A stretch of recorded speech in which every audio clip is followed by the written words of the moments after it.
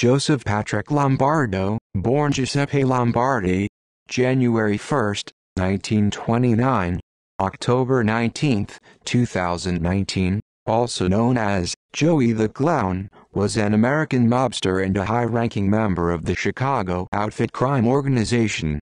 He was alleged to be the consigliere of the outfit. Early life. Lombardo was born on January 1, 1929, in Chicago, one of 11 children to Italian immigrants from Bari, Mike Lombardi, a butcher, and Carmela Lombardi. Lombardo, a high school dropout, at some point changed the final letter of his last name.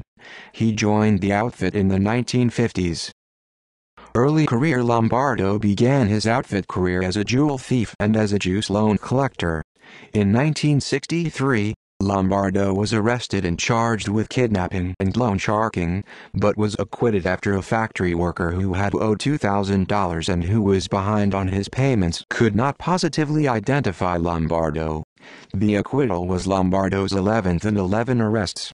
Lombardo, who by the late 1960s was referred to as an up-and-comer in the Chicago outfit along with Angelo J. LaPietra, known as The Hook, would take over the outfit's operations in Las Vegas in 1971.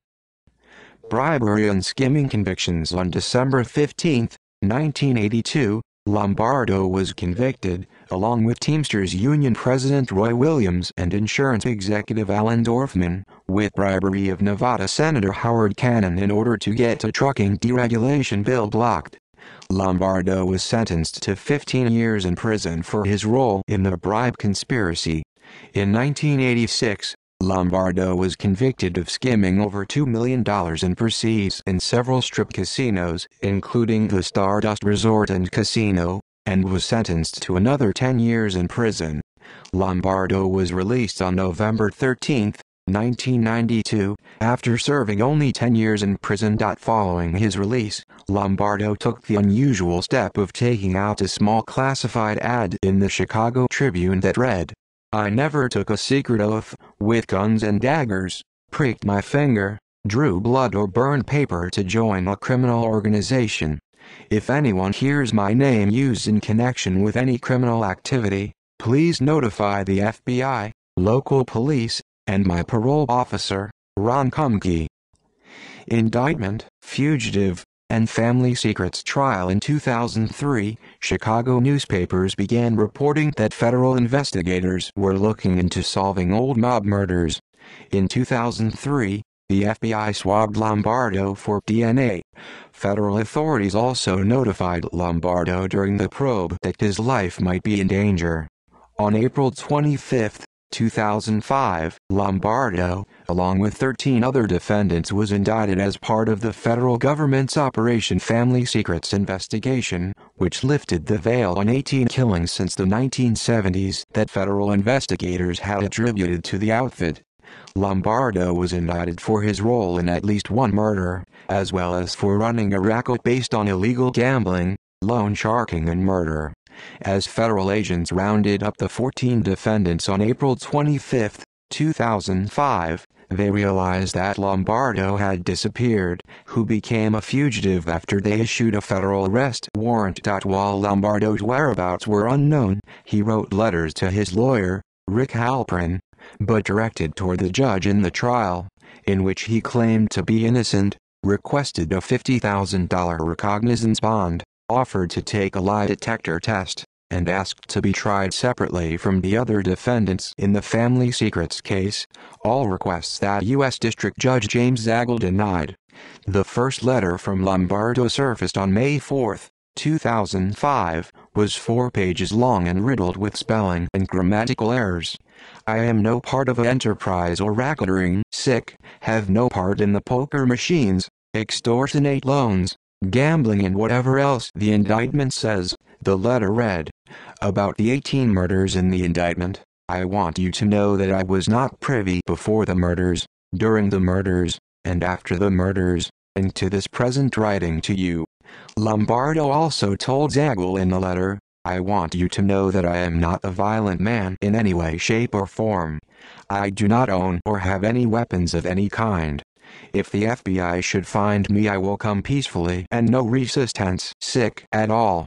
Lombardo also asked Zagel, if you have any ideas or suggestion of what I should do, notify my lawyer. He could reach me by the media.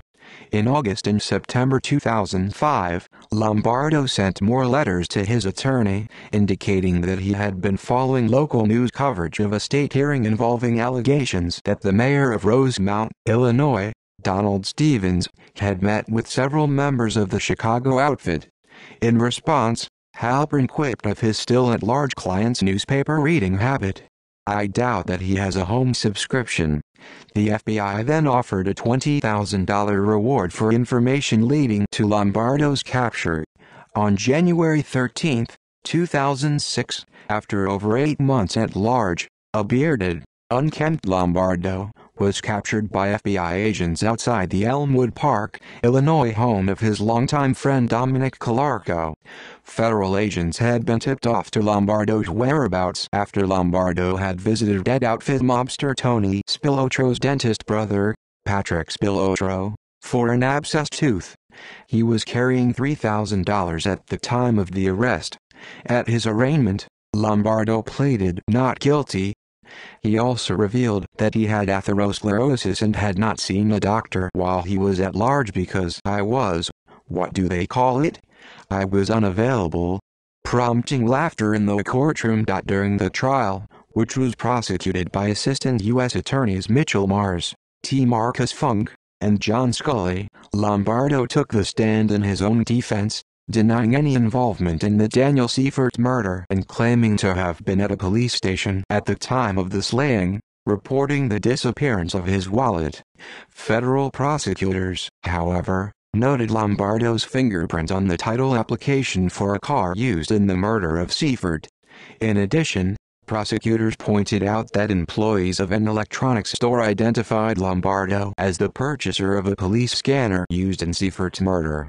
Seifert was murdered in Bensonville, Illinois on September 27, 1974, in execution style, and federal prosecutors say it was committed in front of Seifert's wife, who was holding her young son in her arms. Conviction and sentencing. On September 10, 2007, Lombardo was convicted of racketeering, extortion, loan sharking and murder.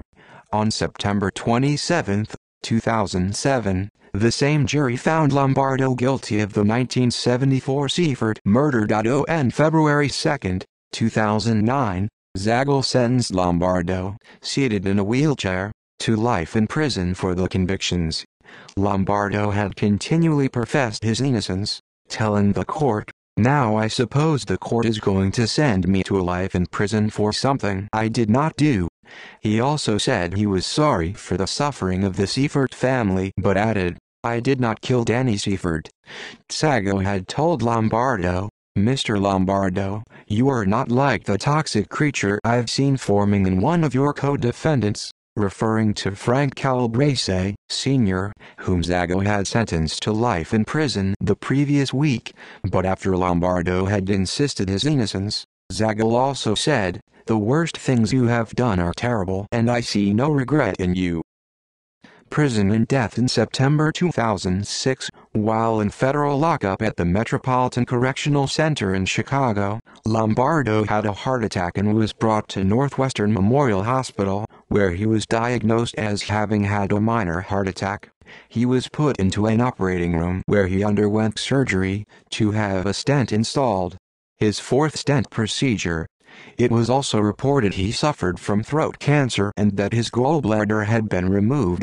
He served his sentence at ADX Florence Supermax Prison, where he died on October 19, 2019, at the age of 90. Personal life. Lombardo earned the nickname, "The Clown," from his joking demeanor and for his various antics, including grinning wide for mugshots and for departing a 1981 court appearance at the federal courts building in Chicago holding a Chicago Sun-Times newspaper in front of his face with the hole cut out so he could see. In 2005, Halpern spoke to the Chicago Tribune about his client's nickname, saying, "That's a name he doesn't relish. And neither do I. The guy I know is not a clown." Lombardo married Marian Negro in a Catholic ceremony in 1951. They had 2 children. Lombardo lived in the same modest condominium building on West Ohio Street, on the near west side of Chicago, from the time he was married until he became a fugitive in 2005. Lombardo and his wife, Marian, reportedly divorced in 1991, but Lombardo continued to reside in the same condominium building, moving after his divorce to a basement unit. In 2006, federal prosecutors alleged that Lombardo's divorce was a sham to hide money. If you think it's a sham divorce, investigate it, Lombardo's attorney Rick Halpern told reporters on February 9, 2006. Prosecutors said Marian Lombardo appeared to have sold 3 parcels in Florida held by the MJJ Trust for more than $4.5 million in 2003. They said there is a May 1992 dissolution of marriage record, but that it appears the Lombardos lived together until the latest indictment. They said 2 warranty deeds recording the sale of the Florida property referred to Marian Lombardo as a married woman. Lombardo's lawyer had stated that the assets had been placed in an irrevocable trust for Lombardo's family. See also list of fugitives from justice who are no longer sought. References